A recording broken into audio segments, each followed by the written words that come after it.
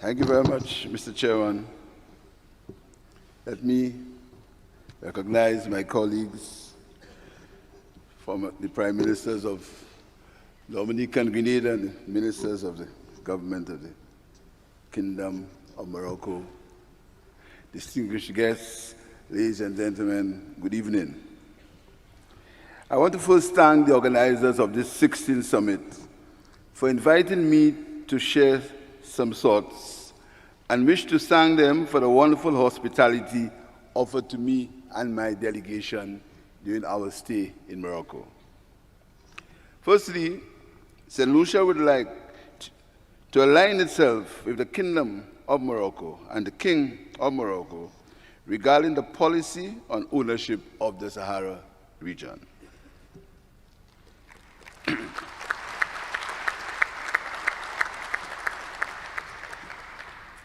We in the Caribbean have experienced as part of our history the transatlantic slave trade, when millions of people of African descent were in the most indecent and inhumane conditions, shipped across the Atlantic to the Caribbean to work on plantations that enriched their European slave masters. And even if the British government in 1884 paid British slave owners £20 million for the abolition of slavery, up to this day, no money has been paid to the victims of this unjust trade. The matter of reparations was again brought to the fore at the recent Choral Heads of Government meeting in Samoa, with no agreement reached on this long vexing matter. When Africa was being divided by European powers at the Berlin Conference in 1884, Africa was clearly not at the table, and so the pillage of Africa has continued in various forms, even now in the 21st century.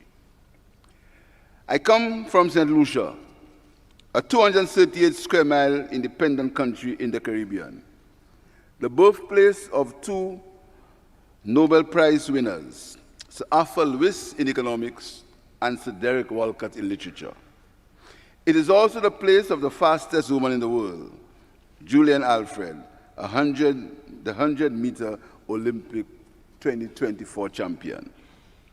St. Lucia is part of a larger integration movement called the Caribbean Community, or CARICOM, and a sub-regional grouping of islands called the Organization of Eastern Caribbean States, the OECS. And other members of that movement are Grenada and Dominica, represented by their respective prime ministers, and St. Vincent, Antigua, and St. Kitts. Whereas we can be referred to as micro-states in the world of geopolitics, we maintain a position of non-interference in the internal affairs of other countries and respect the sovereignty of all nations.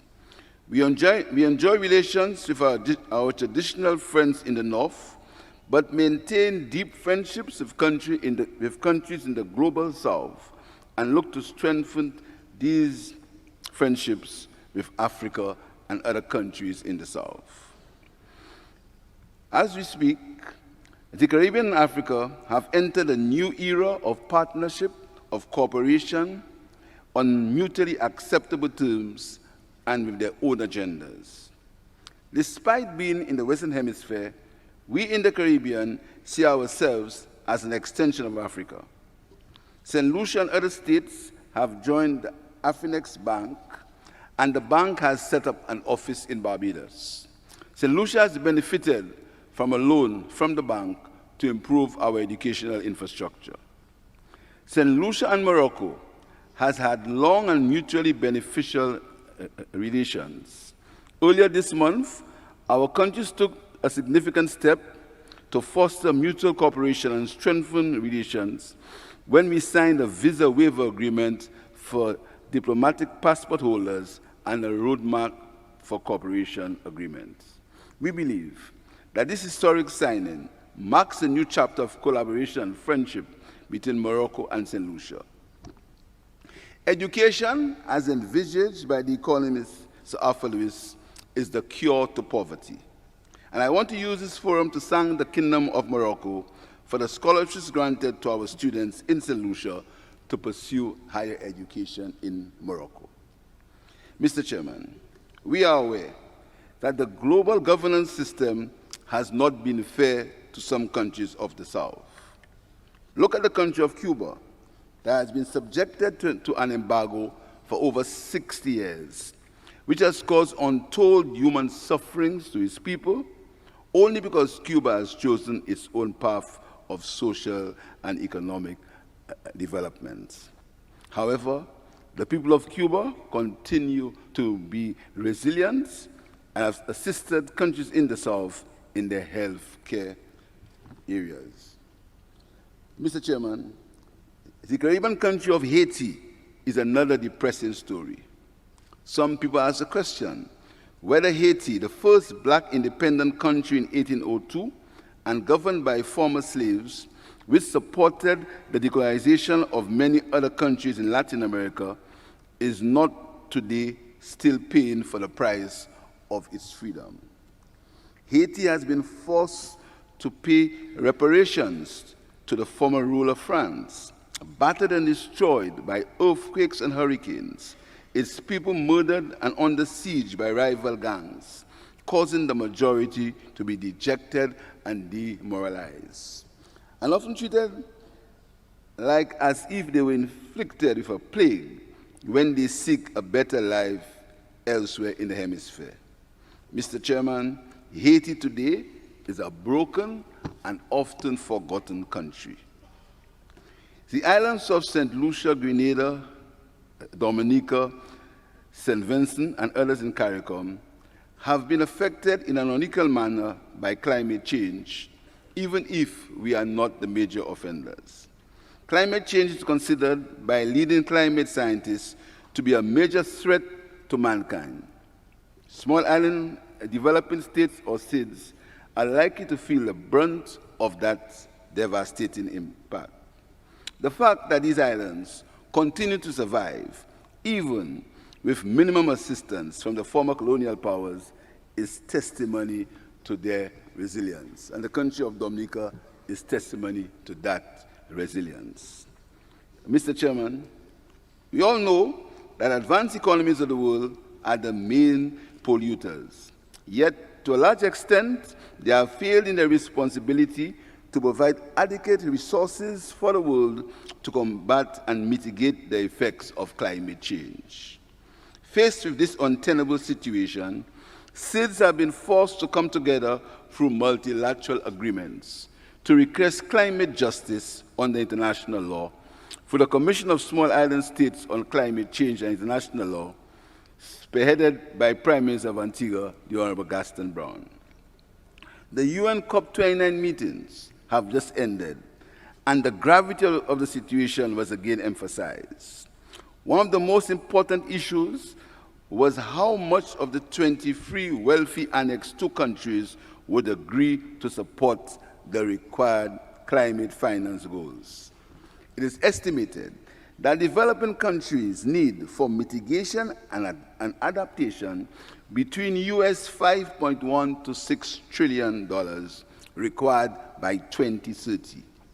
What was agreed by COP in COP29 was $300 billion per year by 2035, less than 1/3 of what is required. We must remember that all these commitments are voluntary. In 2015, St. Lucia is one of the countries leading the charge for the 1.5 to stay alive. Nearly 10 years later, we still grapple with the impacts of climate change, with rising sea levels and increasingly intense weather finance, with no serious funding for loss and damage. Many of these world issues require global responses, in which countries must act in a coordinated and unified manner. Whether it's in health, immigration, security, or climate change, it is clear that we cannot do it alone. However, our crisis management behavior seems set to isolate and protect self-interests. St. Lucia has always promoted the principle of functional cooperation as a means to regional and international peace, security, and prosperity. My country has been an active member of the Organization of American States, the Community of Latin America and Caribbean States, CELAC, and the United Nations since its independence. We continue to insist that the region should be a zone of peace, free from conflict and war. The countries of the South must continue to strengthen its friendships and cooperation in all matters that will benefit the people of the region. It is clearly recognized that advanced economies do not always understand the challenges that face small developing states. Hence the reason why, in this global South, even with our own diversity, we must unite and create our own institutions for constructive South-South dialogue, to promote investments and technical cooperation, transfer of technology, and greater trade relations. Mr. Chairman, the world we live in is one of false divisions of race, creed, ideology, and religion. And as such, breaking these boundaries will require an enlightened global population with values and culture that promote togetherness. Mr. Chairman, let me suggest a wish list of some things we in the Global South can promote towards forming a new global governance structure. 1, that the world commits to stronger joint cooperation. 2, a United Nations Security Council where there are no veto powers and where the vote of the majority will prevail. 3, that the developed world might realize that a more equitable share of world resources and a lesser gap between the rich and poor is in everyone's best interest. 4, a world economic and financial system that understands the vulnerability of microstates like St. Lucia and understands that the conventional means that measure economic activities are not adequate for their loan financing needs. 5, spending less on weapons and more on global growth and poverty reduction will make the world a safer place for all. That all countries in the world commit to phasing out its nuclear weapons and other weapons of mass destruction. 7, that countries commit to continuous dialogue and pursue policies that do not promote discrimination on the basis of religion, race, creed, gender, and the digital divide.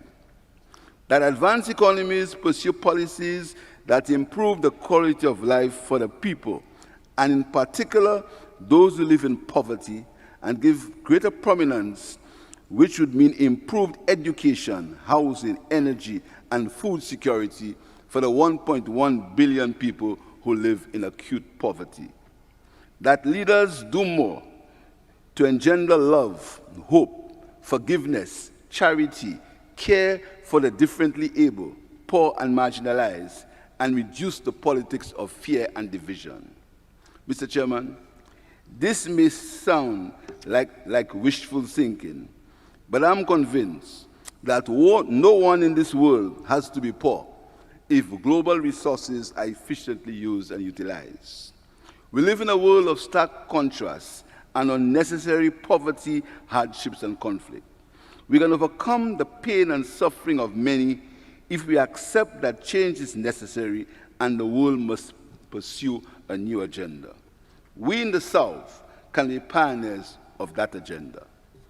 In closing, I'd like to end with a quote from the visionary world leader Nelson Mandela when he said, and I quote, "It always seems impossible until it is done." I thank you.